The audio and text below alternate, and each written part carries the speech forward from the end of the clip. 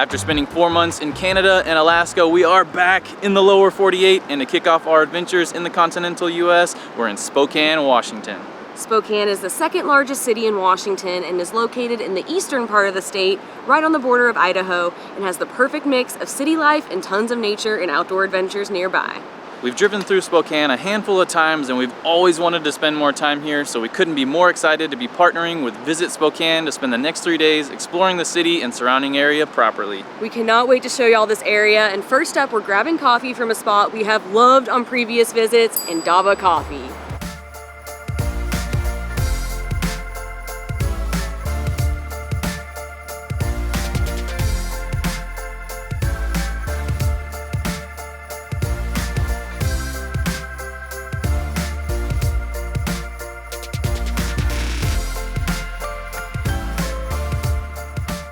I have dreamt of their lemon vanilla latte since we first came here 3 years ago.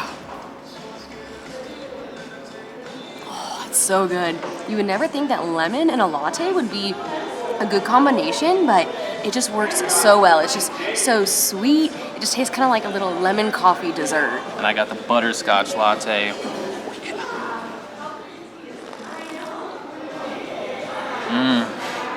Oh man, that is so sweet, but not overpowering. That is a butterscotch punch in the face. Is it like a butterbeer? Butterbeer coffee deliciousness. Woo.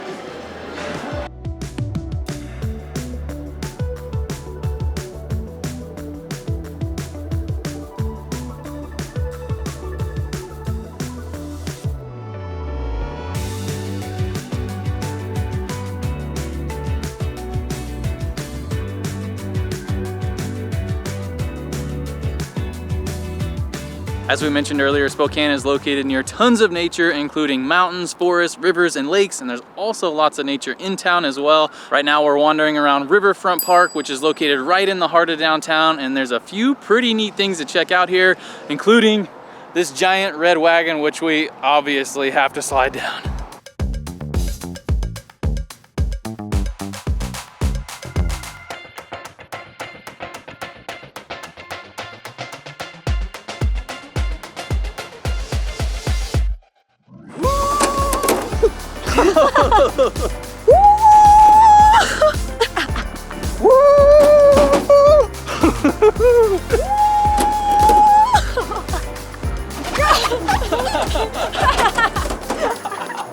Oh, that's too fun.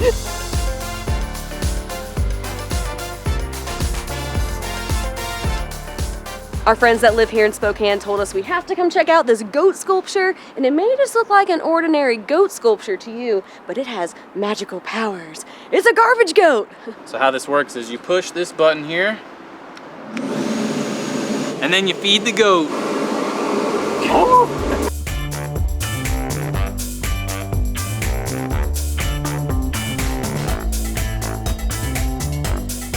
Throwing away trash has never been so fun.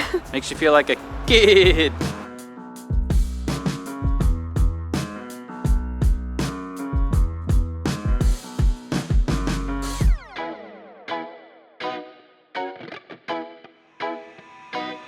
Like many cities, the railroad played a huge role in growing Spokane into what it is today. Right where we're standing is where the Great Northern Railroad Station used to be from the early 1900s until the 1970s, when it was tore down for Expo 74, also known as the International Exposition on the Environment. The tower still stands tall today as a good reminder of Spokane's history.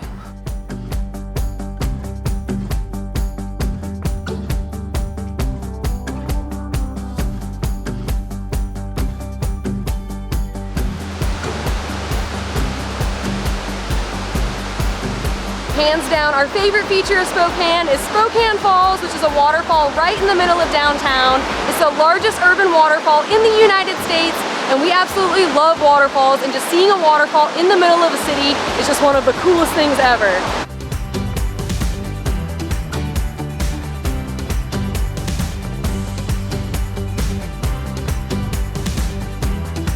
But the falls are more than just beautiful to look at, they also hold quite a bit of significance. For thousands of years, these falls served as a sacred place and gathering place for Native Americans who would come to the falls to fish for salmon and have celebrations. And in more recent years, the power of the falls has been used to provide electricity via hydroelectric dams. Not only can you walk around to different viewpoints to admire the falls, you can also check them out from the SkyRide.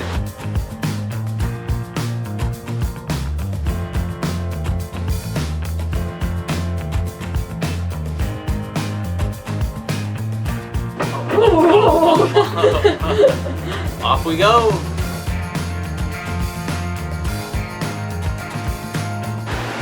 We're hanging out over Spokane Falls. Literally, we're hanging. So cool.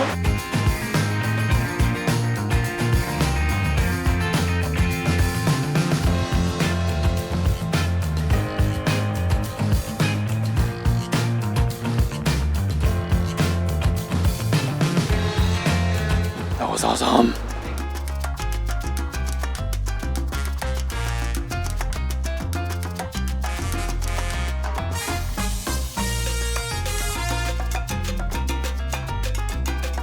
For lunch we came to Cochinito Taqueria, which is a super cool spot with some pretty interesting tacos that we're very excited to try. We got quite the spread, and we're starting with some aguas frescas and a queso fundido.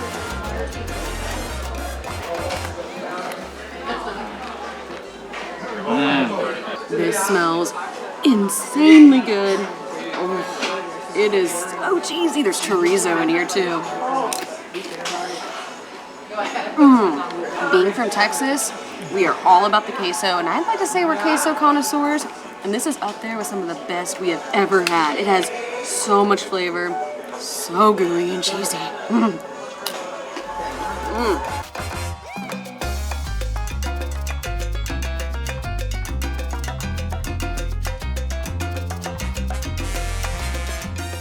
We got a variety of tacos which are all chef made, so they are beautifully crafted and they have some unique toppings on top, so I'll give you the quick rundown.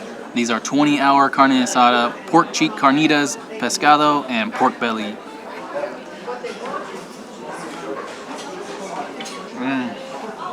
Bueno. So you got a hearty chunk of rockfish in there, and it has a honey chili glaze on top, and you can see the chili powder on there. Oh man, that is so good. First off, these are homemade corn tortillas, and you can tell they look delicious. And this little buddy is loaded. Holy crap! That pork belly is so tender, and the sauces are so flavorful. And then you get a crunch of the pumpkin seeds. That is honestly one of the best tacos I have ever had. That is so juicy and so tender. That is some high quality beef in there, and then you have all these fresh ingredients on top that just really brighten it up. These might be street tacos, but just look how much meat they load this up with. Oh yeah. Every single one of these is the bomb.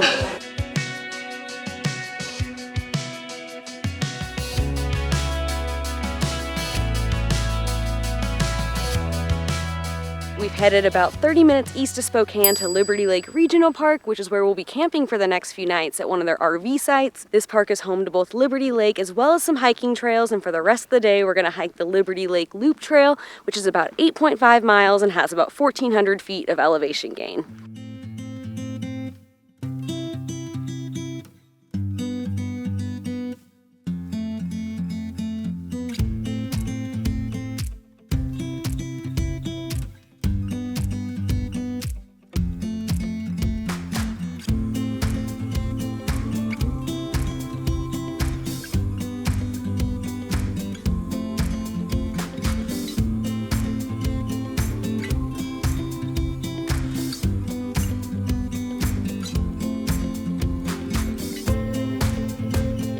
So far the trail's been a nice walk through the forest, and we've been walking along this quiet, babbling little stream. We climbed a little bit and looked behind us and had a nice view of Liberty Lake. Now we're going to continue on the trail, climb a little more elevation, and we hear we'll run into a waterfall here pretty soon.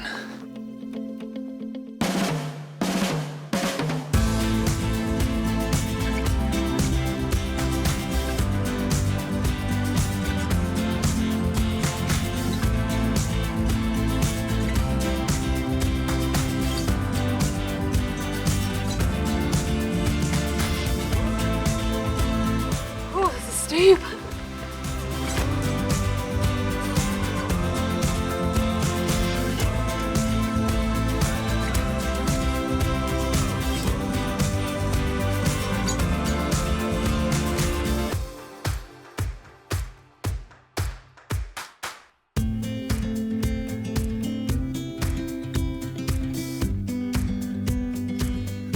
That was a great hike and an awesome workout, and we finished just in time to watch the sunset on the beach.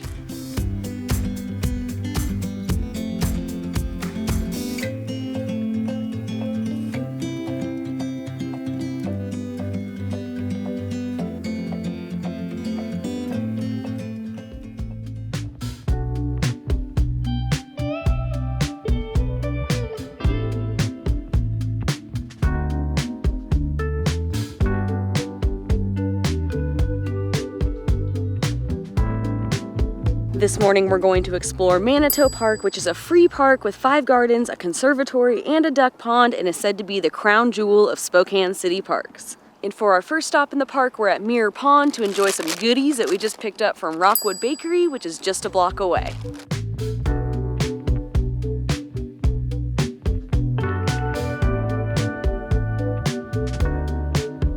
We got ourselves a lemon white chocolate scone. Yeah, baby. This scone is awesome. It is dense, it is moist. On the inside you have the white chocolate chunks, and then on the outside, this glaze here is where the lemon is. It's a perfect mix of zesty and sweet. Also got a savory treat, a ham and cheese croissant.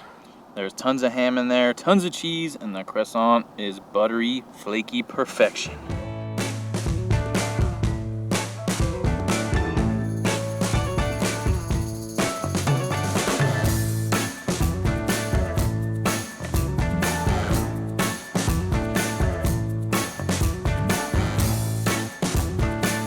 This park is especially known for its gardens, including a rose garden, a Japanese garden, and an English garden called the Duncan Garden, which is where we're walking around now.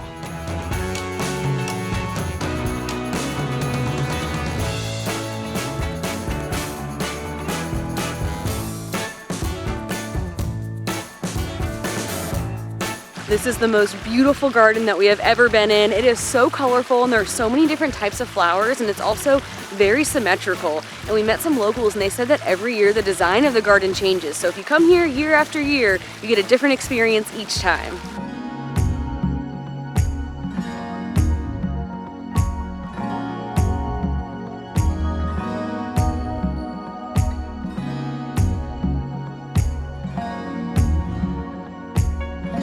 For our next stop in the park, we're checking out the Japanese garden, which symbolizes the friendship between Spokane and its sister city, Nishinomiya, Japan.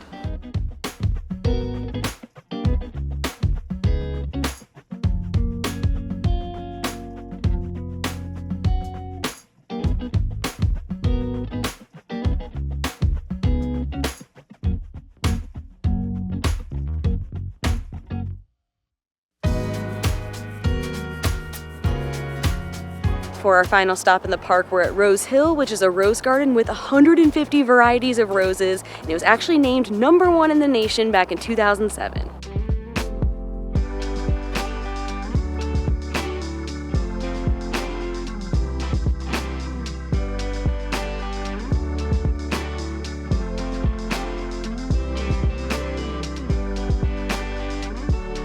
You could easily spend an entire day walking around Manito Park. There's so much to see here, and all the areas are a little bit different from each other, but we've got to hit the road because we're gonna head a little bit out of town for the rest of the day to a spot we are very excited about.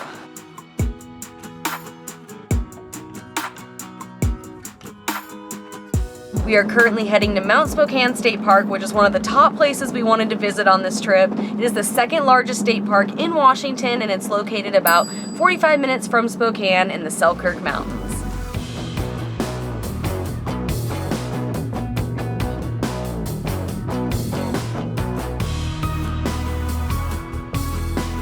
Washington State Parks have a fee to visit, which is $11.50 per day, or you can buy the annual Discover Pass for $35, and you could easily spend multiple days in this park as it offers year-round activities with over 100 miles of trails. We have 2 spots we want to check out in the park, and first up, we're going to hike to the Quartz Mountain Fire Lookout.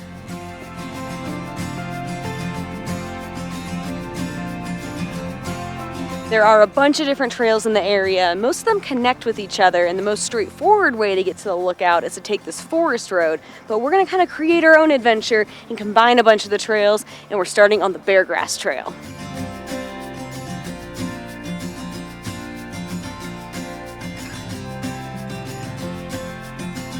We had heard there were huckleberries along the trail to pick, but we have yet to see any. We're either too late in the season or we don't know what the heck we're looking for, but we're not giving up on it yet. I'm just hiking like this, looking at all the bushes, looking for huckleberries.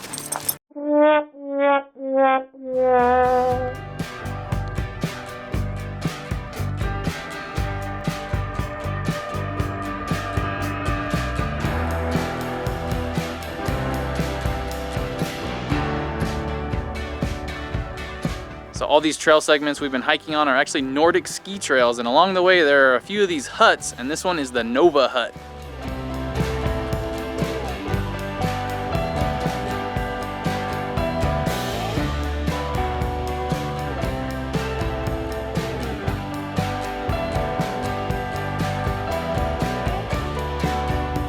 So this is a warming hut, and in the winter you'd come in here, make a fire, have a meal, and just warm up. And as you can see, there's still all of this very festive winter decor. We actually went to a warming hut this past year in Oregon, and it's so much fun. So we will have to come back here in the winter time to fully take advantage of all the winter activities there are out here and to just enjoy a very nice fire.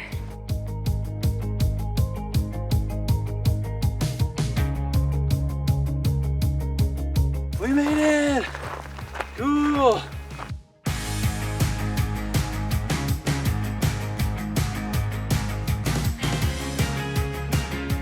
This is the Quartz Mountain Fire Lookout, and what's super cool about it is that you can actually rent it and stay in it for a couple nights. We have always wanted to stay the night in a fire lookout, so we're gonna have to make it happen someday. Since it is rented out right now, this is as close as we're allowed to get to it, but thankfully this hike is more than just about the fire lookout. There are some pretty amazing views right in front of me.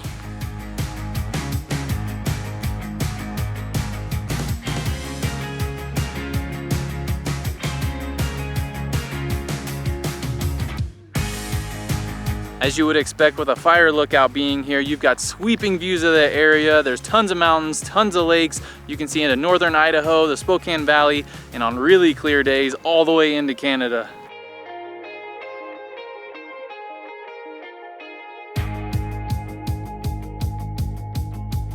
It took us a little over 3 miles to get to the top, but since we still have one more spot we want to check out today, we're just going to take the forest road back down so we can get down a bit quicker, but we'll make sure to link our All Trails recording in the description below in case you want to follow our route up.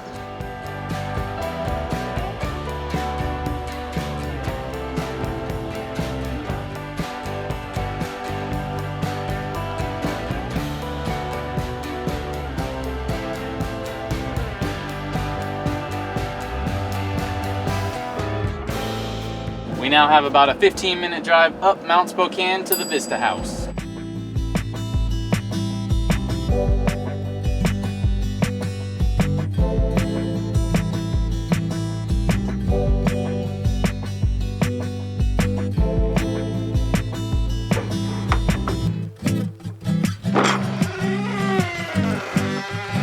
This house was built in the 30s using granite from the nearby hills so that hikers could admire the views and to be used as a fire lookout. Can you imagine just having a roaring fire in this awesome fireplace in here?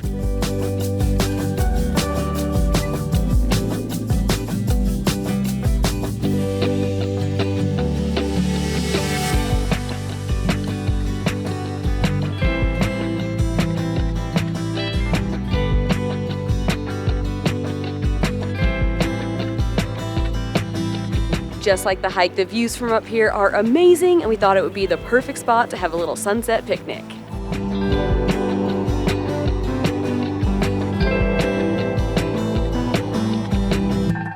We grabbed a charcuterie board from a spot in downtown Spokane called Wanderlust Delicato. It's very windy. I'm so scared the whole charcuterie board's gonna fly away. But it's such a cool spot. It's like a wine and cheese shop. They have a bunch of goodies in there. And on our charcuterie board, oh no! Okay, I saved it. We have some meats, some cheeses, some pistachios, pickles, chocolate truffles, and some edible flowers. One of them already flew away though. That's good. That meat is really good. Whoa.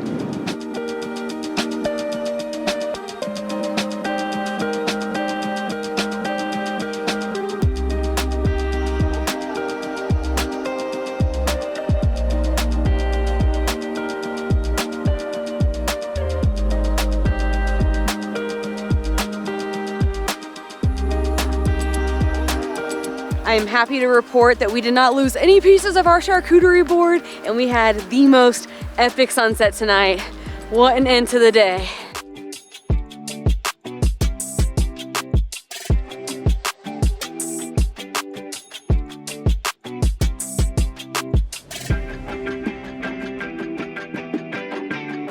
Visiting local coffee roasters is one of our favorite things to do when traveling, and this morning we're at another local spot called Ladder Coffee Roasters, and oh my gosh, this place is so beautiful inside. It's like plant goals.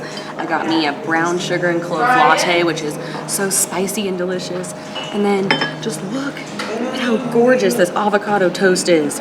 Dang. I've got myself an Americano and their delicious breakfast sandwich. This thing is popping off with garlic aioli.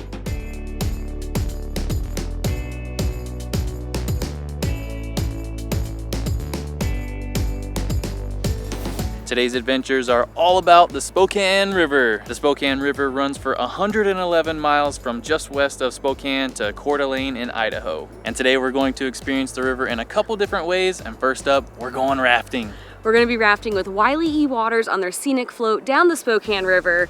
And we are here a bit late in the season, so the water's a bit lower and calmer, so it's gonna be less rapidy and more leisurely, but it should still be a ton of fun.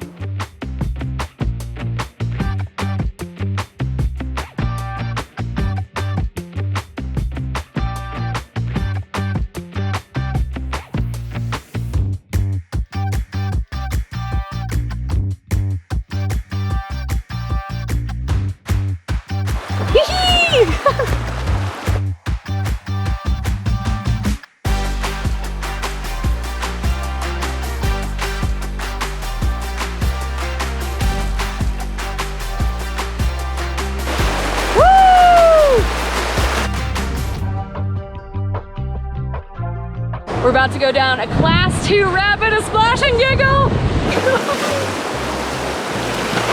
Oh yeah.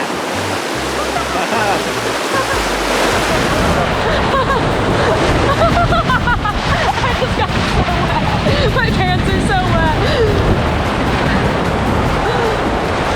I get why it's called a splash and giggle. I got totally splashed and I can't stop smiling and giggling.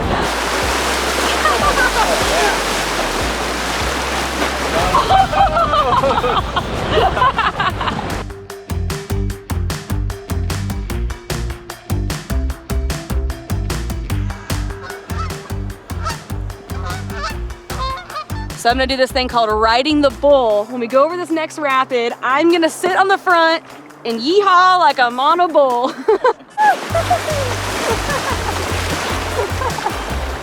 That's fun.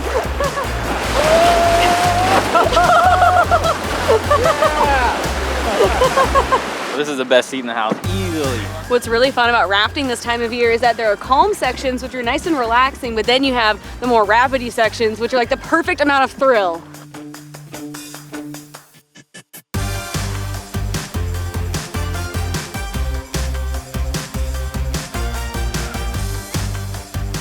I'm gonna go for a dip.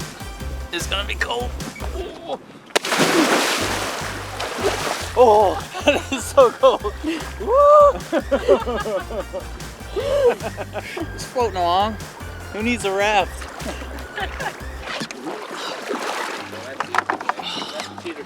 Yeah. Welcome back. All right. Way to go.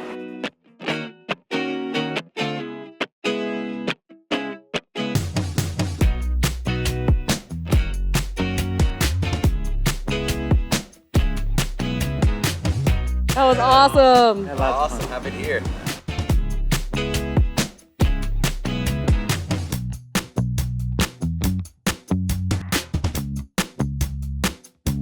That was an absolute blast. Our guide Dutch was so much fun, and we also had some folks from Visit Spokane with us, so we got to learn a ton about the city along the way. Whether you come in September like when we're here or earlier in the season, you have to get out on the Spokane River. It is right by town, but we just felt like we were many, many miles away the whole time. We just had all this nature and all these trees and beautiful birds surrounding us. It was just such a fun couple hours.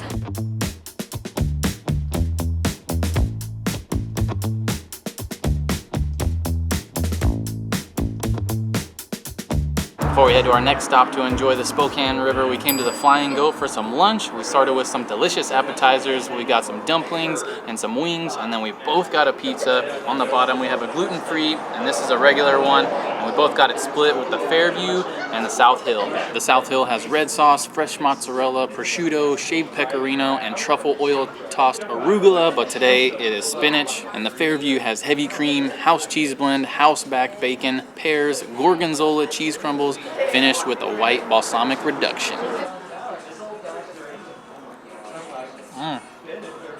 This one has a cool combination of tangy and sweet, and then you've got the savory of the bacon here, and so much cheese on there. And I really like this super thin crust. It's nice and crispy, and it's got a little pull to it and chew to it. My first impression of this gluten-free pizza is that the crust looks homemade. It looks so good. It doesn't look like that store-bought crust that a lot of pizza places use, which is good, but this looks way better. That pizza sauce is dynamite, and all the toppings together kind of just make it taste like an elevated cheese pizza. And as predicted, this crust is so bomb. It actually feels like I'm eating a real pizza, not a gluten-free one.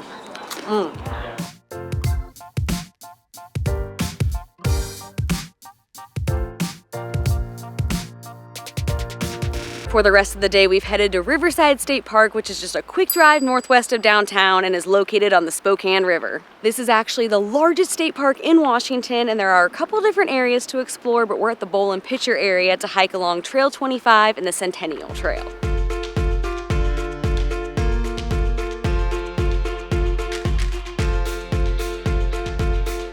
Oh, wow.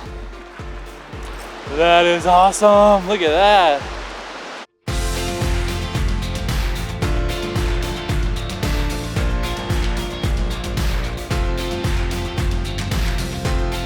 Before we hit the trail, we're checking out an overlook of Bowl and Pitcher, which is an area of the river that has these huge rocks jutting out of the water and rapids going through.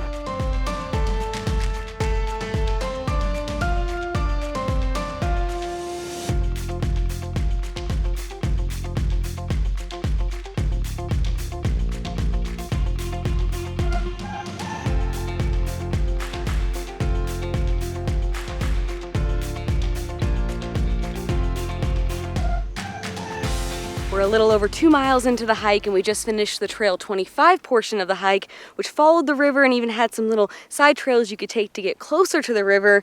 And we're now on the Centennial Trail, which, as you can see, is a paved trail. And it's just taking us through the forest. And one really neat thing about the Centennial Trail is that it's the same trail that runs through downtown, and it can take you all the way to Idaho.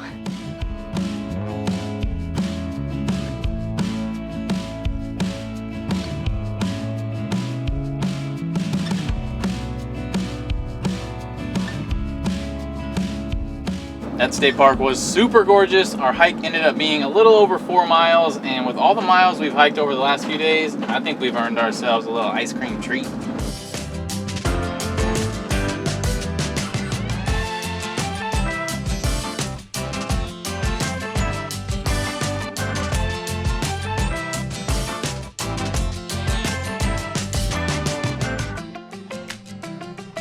We came to a spot called The Scoop, and I got salted caramel and pumpkin spice cookie, and I have a feeling this is going to be the best combination of flavors of all time. On the bottom, I also got the pumpkin spice cookie, and then on top here is the banana pudding. I can see so many huge chunks of vanilla wafers. Oh man. As you would expect, it just tastes like they took a giant banana pudding, wrapped it up in ice cream. So much banana flavor, so many wafers in there. This was going to be our last stop here in Spokane, but there's just so much that we have wanted to do here, so we have one more spot that we're gonna show y'all tomorrow morning. But for now, we devour this ice cream before it melts everywhere.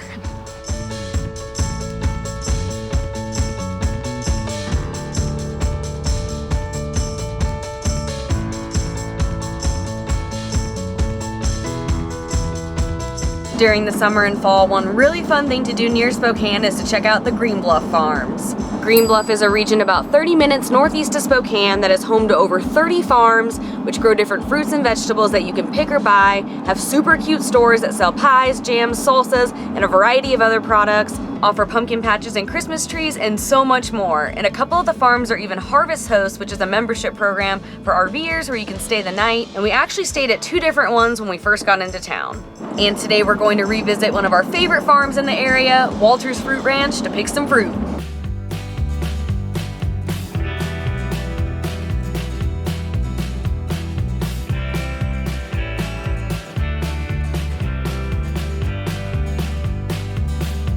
We're here in late September and there are nectarines and apples that are ripe, so we're gonna hop on the tractor, go pick some.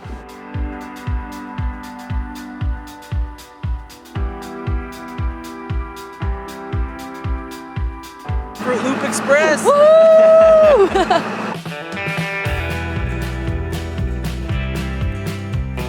I get up on top of it, up by the stem, and just tenderly probe it like I'm looking for swelling, like I'm checking my nose to make sure it's not broken. I don't need to push hard. If I like it, I give it a tender tug. If it comes off easy, that's my guy. Mmm. Juicy. That's a good one. Oh yeah. That is so good. Yeah. All right.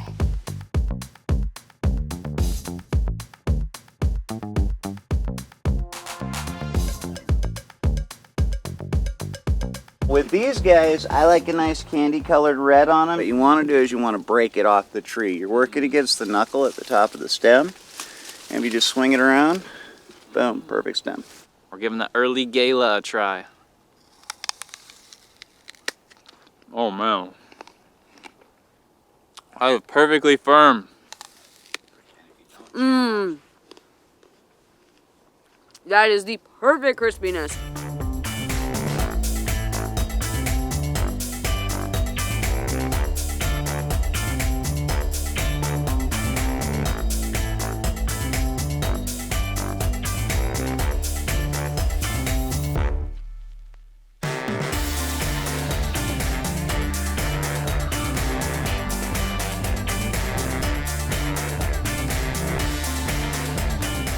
Besides picking fruit, they also have quite possibly the world's first and only pallet maze. So we're gonna go see if we can find our way through it.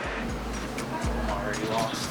As we learned last year when we did our first ever corn maze, we're not very good at mazes. Already a dead end.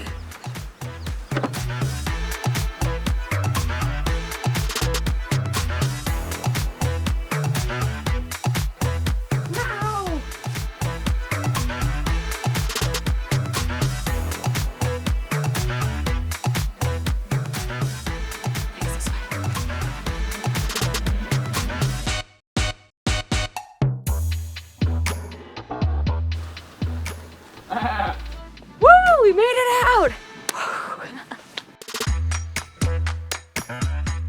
Western Washington tends to get most of the love in Washington, but there are so many gems in Eastern Washington, and Spokane is no exception. A huge thank you to Visit Spokane for inviting us out here and helping us have the best time. We have had so much fun over the last few days. And for even more ideas on things to do in Spokane, Visit Spokane's website is a great resource, and we also just published a Spokane guide on our own website with even more info about the city, plus some spots that we visited off camera, which we'll link to below. But from here, we're going to continue our drive back down to Texas, and we've decided to take a pretty random route, and the next time you see us, we're gonna be a couple states away, but we'll explain more in our next video.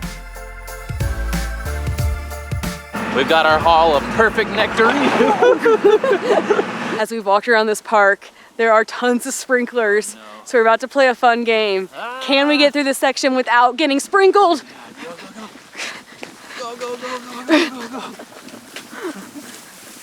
All right, we made it. And then you feed the goat. Oh no!